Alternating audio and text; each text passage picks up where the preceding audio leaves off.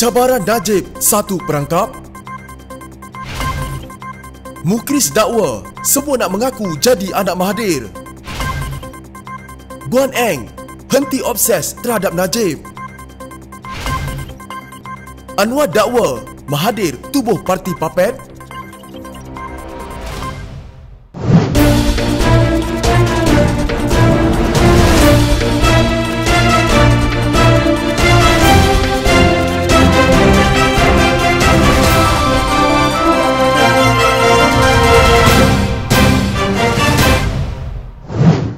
Setiausaha Agung DAP Lim Guan Eng berkata beliau tidak akan menjawab 10 soalan yang diajukan oleh Najib Razak mengenai projek terowong bawah laut Pulau Pinang. Lim mendakwa cabaran terhadapnya itu merupakan usaha Najib untuk memerangkapnya supaya terdorong melakukan penghinaan terhadap mahkamah. Ini adalah percubaan jahatnya untuk memerangkap saya melakukan kesalahan menghina mahkamah atau contempt of court. Saya tidak akan termakan dengan helah beliau untuk menjawab 10 soalan tersebut yang mungkin subjudis, kecuali untuk terus menegaskan bahawa projek terowong dan jalan raya itu telah dianugerahkan melalui proses tender terbuka dan bukannya oleh saya, katanya pada satu kenyataan. Ini berlaku ketika Najib pada hantaran Facebook 3 hari lalu meminta Lim untuk menjawab soalan termasuk rasuah 10% yang didakwa diminta oleh bekas ketua menteri itu dari kontraktor yang merupakan kes jenayah yang sedang dibicarakan di mahkamah. Bagaimanapun, Lim yang juga bekas Menteri Keuangan menegaskan dalam pembelaannya bahawa projek itu dilakukan melalui tender terbuka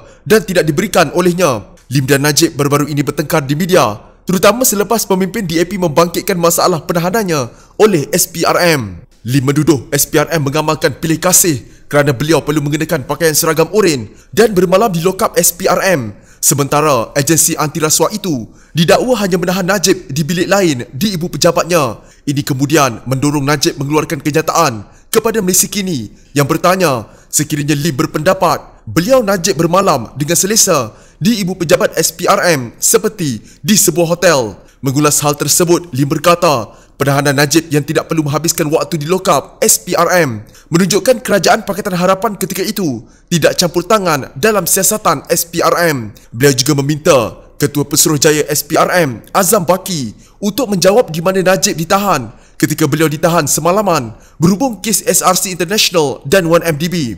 Azam sebetulnya menjawab soalan saya secara profesional dan bukannya mencabar saya untuk membuat laporan polis atau saman SPRM di mahkamah berkenaan komen saya di Facebook. Dalam hantaran tersebut, saya langsung tidak menyebut tentang layanan pegawai SPRM ketika saya dalam tahanan SPRM pada 6 ke 7 Ogos 2020. Saya cuma mempersoalkan SPRM mengapa Menteri Keuangan sebelum saya tidak menerima layanan seperti saya, tidur di dalam lokap berlantaikan papan tanpa tilam dan bantal selain memakai t-shirt lokap SPRM berwarna oren. Saya juga ingin tahu bagaimana penyokong-penyokong Perikatan Nasional sudah mengetahui tentang pendakwaan saya 4 hari sebelum saya didakwa pada hari Jumaat. Adakah pihak SPRM akan mengambil tindakan atau berpura-pura tidak tahu tentang kebocoran maklumat dalaman soal Lim? Beliau turut membidas Najib yang baru-baru ini didapati bersalah atas 7 tuduhan jenayah yang berkaitan dengan SRC International dan dijatuhkan hukuman penjara 12 tahun dan denda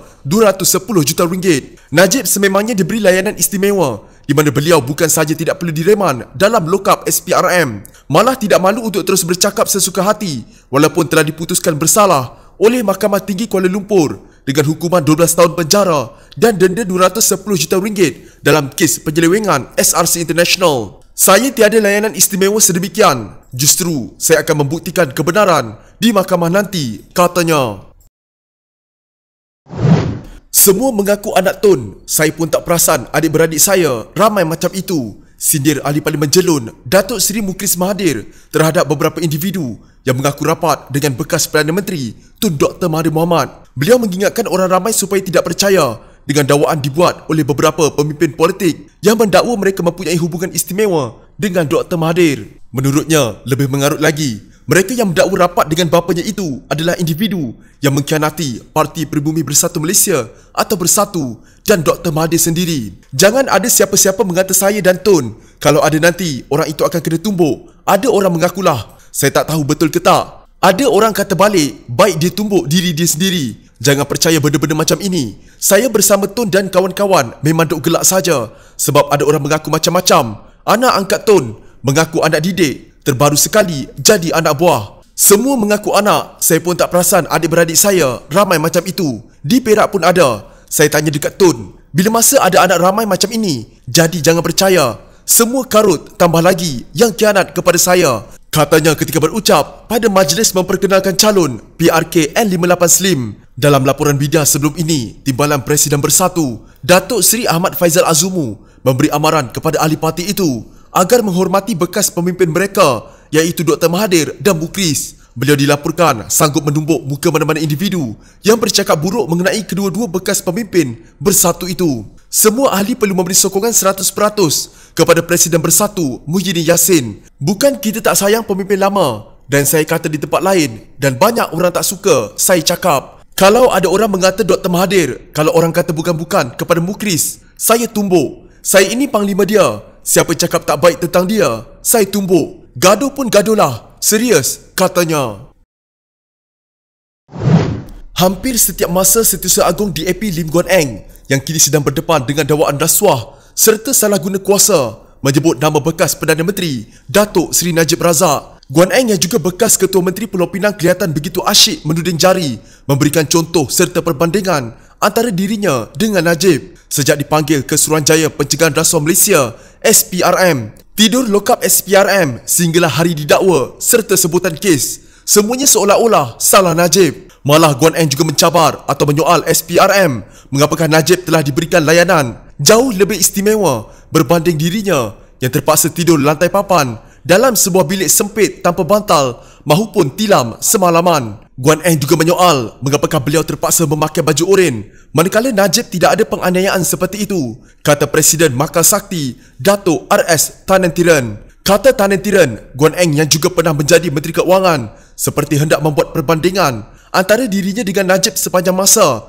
seolah-olah dirinya adalah mangsa politik kuku besi. Hari-hari Najib, malah kadang-kadang seperti Najib yang melakukan semua itu. Apa yang lebih pelik apabila Guan Eng, bapanya Lim Kit Siang, isterinya Betty Chew, semuanya tampil membela diri sebelum sebutan kes lagi. Siap beri sertifikat yang Guan Eng dan Betty sebenarnya adalah mangsa politik dendam. Jika kamu tidak salah, jika berani kerana benar, kenapa tiap masa kamu buat sidang media ala Bollywood menangis bela diri? Tidak cukup dengan sidang media, kamu hantar pula kenyataan media panjang berjela-jela. Pastinya dalam setiap kandungan itu ada pula nama Najib. Bagaimana SPRM boleh bertindak sesuka hati? Ketika Najib disiasat SPRM, keluarganya disiasat juga, diheret ke mahkamah. Anda tidak pula kata itu adalah dendam politik. Masa itu anda puji tinggi berlangit SPRM, polis dan kerajaan. Mengapa bila kamu kena, isteri kamu kena, semuanya hendak berteriak melolong? Kalau kreatif sikit tidak apa. Ini pula seperti skrip. Najib, Najib, Najib, isteri Najib, Najib, kemudian Najib lagi.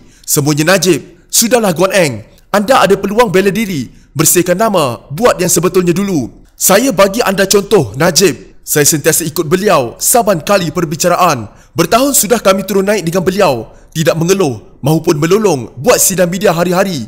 Tidak ada kenyataan media. Beliau terus lawan dan masih lawan. Jadilah seperti Najib, lawan sahaja, cukup, katanya kepada Malaysia Gazette. Secara sinis Tanentiran menggunakan dialog seorang artis komedi India Selatan, Vadivelu, bagi menggambarkan senario berkaitan. Bak kata Vadivelu, jika kamu terluka sehingga berdarah, maka itu adalah luka darah. Tetapi jika orang lain yang kena, itu bukan darah tapi sos tomato. Begitulah keadaan dhaif Guan Eng dan isterinya Betty ketika ini. Mengapa begitu terdesak untuk kata kamu tidak bersalah seperti ini? Semua ada fakta dan bukti. Jika anda kata itu semua tidak ada, SPRM tidak efisien, tiada bukti duit masuk mana, SPRM suka-suka buat begini. Jadinya dengan menggunakan barisan peguam yang juga wakil rakyat parti anda sendiri, lawanlah sampai ke titisan akhir. Itu baru gentleman. Janganlah asyik kutip derma. Kutipan derma masa kes lama itu kan boleh guna. Mengapa anda kutip lagi? Kasihan rakyat, masing-masing susah kerana COVID-19. Masa orang lain susah, saya tidak nampak pula kamu buat sidang media atau kenyataan hari-hari. Kutip derma bagai. Retorik sangat sama macam slogan kamu. Kit Siang, bapa kamu yang pada awalnya merancang untuk kurangkan berpolitik, kini terpaksa aktif balik kerana kamu dan isteri kamu. Selain daripada kamu berdua, tidakkah beliau sebagai ahli parlimen Iskandar Puteri itu ada tanggungjawab terhadap rakyat? Kamu tidak bersuara untuk pengundi kamu, tetapi untuk anak menantu. Bukan main lagi. Itu pun salah Najib. Betty pula. bukan sahaja menangis, sebaliknya bercakap panjang lebar. Kononnya, sebagai seorang wanita, anda teraniaya. Anda mahu bela suami kamu, seorang yang baik. Anda kata anda seorang peguam yang punya kehidupan biasa. Anda hanyalah seorang isteri dan ibu. Habis orang lain bagaimana pula? Yang lain juga kesnya masih dibicarakan, tapi anda sudah jatuh hukum. Kit Siang kata kalau geledah sekalipun tidak akan jumpa apa-apa, seperti beg-beg mahal Datin Rosmah. Tapi dalam dakwaan kes kamu ada transaksi duit ratus ribu. Tapi awal-awal lagi, sebelum bicara sudah bela diri, kata itu yuran guaman. Peninglah, tegasnya. Tambah beliau lagi, pendakwaan terhadap Guan Eng sebenarnya dianggap sah kerana mendapat izin daripada peguam negara berdasarkan bukti kukuh. Jadi lebih molek jika kes-kes itu dilawan di mahkamah. Janganlah asyik salahkan Najib atau agensi kerajaan dan pihak berkuasa. Cukuplah, pergilah buktikan adanya keraguan melampaui batas di mahkamah. Jangan asyik ingat boleh kelirukan semua setiap kali. Asyik bersolidariti untuk kamu, tapi kamu bila pula pernah solidariti untuk yang lain masa mereka dipanggil polis maupun didakwa di mahkamah? Saya sedang bercakap tentang penyokong dan orang-orang kamu sendiri. Saya tidak minta kamu bersolidariti untuk Najib. Setiausaha Agung Barisan Nasional Anwar Musa menyindir penubuhan parti baru bekas Perdana Menteri Dr. Mahathir Mohamad yang mengangkat dirinya dan anaknya sendiri Mukhlis Mahathir sebagai dua pemimpin paling tinggi. Parti Pejuang Tanah Air atau PAPET, tubuh dan lantik keluarga sendiri, Cap Anwar di Twitternya. Berbeza dengan sebutan pejuang yang dipilih parti itu sebagai kependekan nama parti, Anwar menulis PAPET yang mempunyai sebutan birik perkataan Inggeris Puppet yang membawa maksud boneka. Untuk rekod, Mahathir merupakan pengerusi pejuang, manakala Mukhlis dilantik sebagai presiden sementara parti.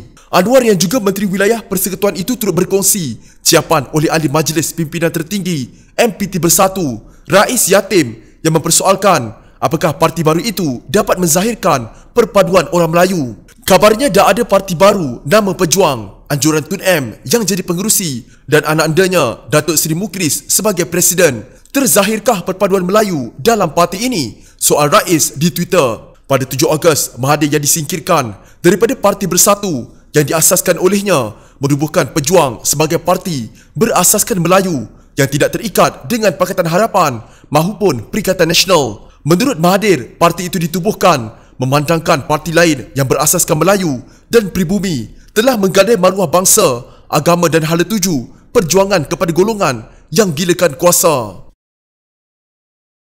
Jika anda mempunyai gejala seperti demam, batuk dan sesak nafas, jangan berlengah untuk terus ke klinik atau hospital bagi menjalani ujian saringan. Bersama kita tangani wabak COVID-19.